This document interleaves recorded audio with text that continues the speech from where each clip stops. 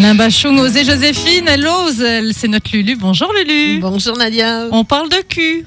De cucurbitacées. Ouais, j'ai oublié à moitié. Ça m'arrangeait bien. Ouais. Non, je me suis dit, on va faire booster les audiences là, on va parler de cul.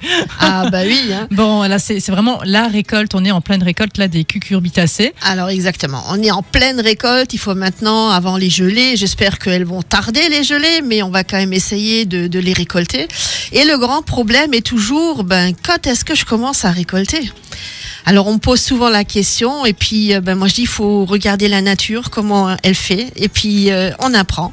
Donc on va vraiment observer nos courges, nos potirons, les melons. Normalement on les a déjà tous rentrés parce qu'on en a mangé cet été. Ça fait aussi partie des cucurbitacées. Comme les courgettes, les pastèques et tout ça. Voilà, exactement. Et là on va maintenant récolter le potiron, les citrouilles, les pastèques, les pâtissons. Il y en a encore et puis et on va faire de telle façon qu'on puisse les garder longtemps, parce que souvent on me dit oui mais il faut que je les mange tout de suite, donc c'est pas la peine que je mette tellement.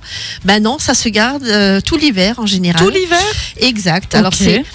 Alors on va regarder, dès que ça commence, les feuilles commencent à flétrir, c'est comme avec la pomme de terre, quand il n'y a plus de feuilles, on récolte, et là c'est pareil, ça flétrit, ça devient jaune, on commence à les cueillir. Alors on va regarder qu'elles soient bien fermes, et on va surtout vérifier le pédoncule, c'est-à-dire le pédoncule, c'est la petite tige qui est entre la tige centrale et le potiron, il doit être brun.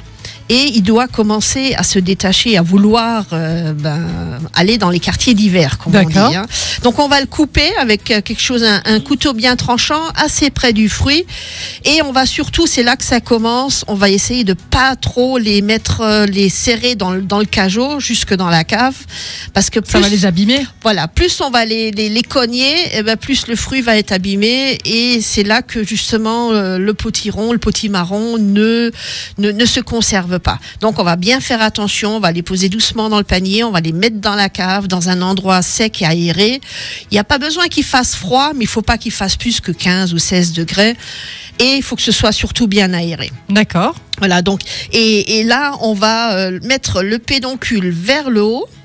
Hein, et il faut bien que ce soit sec, et il faut les espacer entre eux. Il ne faut pas qu'ils se touchent.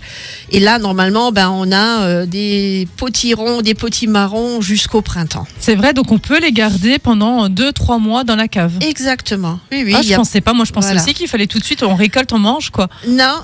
Souvent, on me dit oui, il faut que je les mette au congélateur. Non, il n'y a pas besoin de congélateur. Il faut qu'ils soient dans un endroit frais et sec.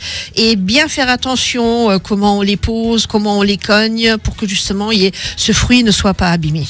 Alors on a encore une petite histoire, c'est un petit record de France du plus grand potiron. Voilà, du plus gros d'ailleurs, parce qu'il pèse 984 kilos et le record est de 2021. Alors c'est un fou de potiron, j'ai un peu regardé son histoire sur internet, il s'appelle Mehdi Dao. Il passe jusqu'à 4 à 5 heures par jour dans son jardin avec justement le potiron qui s'appelle l'Atlantique géant, c'est la plus grande sorte de potiron.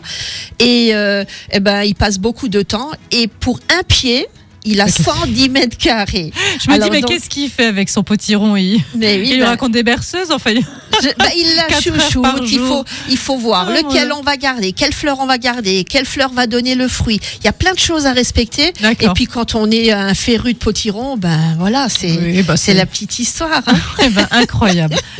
Incroyable. Et si déjà on parle potiron, potimarron, on parle aussi potifolie. Exactement. Vous connaissez certainement cet événement qui est toujours en octobre. Alors exactement, les potifolies, c'est au mois d'octobre, toujours le 3e dimanche d'octobre. Donc c'est à Neufgrange, au Clos du Château, c'est-à-dire dans les jardins derrière la mairie. En plus dans un beau cadre. Exactement. J'ai pour le moment 52 exposantes confirmées. Alors des exposants vraiment, beaucoup sont labellisés MOSL aussi, mais j'ai vraiment de tout. Ça part de la poterie, de la céramique, ça part dans les confitures, les meubles en carton, du salon, savons, des sauces, enfin, etc. Je vais en oublier plein, mais je peux vous dire que j'ai beaucoup de beau monde et il va faire beau, même s'il fait frais, mais il va faire beau. Donc ça sera ce dimanche de 10h à 17h au clos du château de Neufgrange. Exactement. Voilà, et on pourra te rencontrer en chair et en os. Exact, je vous attends nombreux. Merci beaucoup. Merci Lulu, et puis alors dans 15 jours. Dans 15 jours, oui.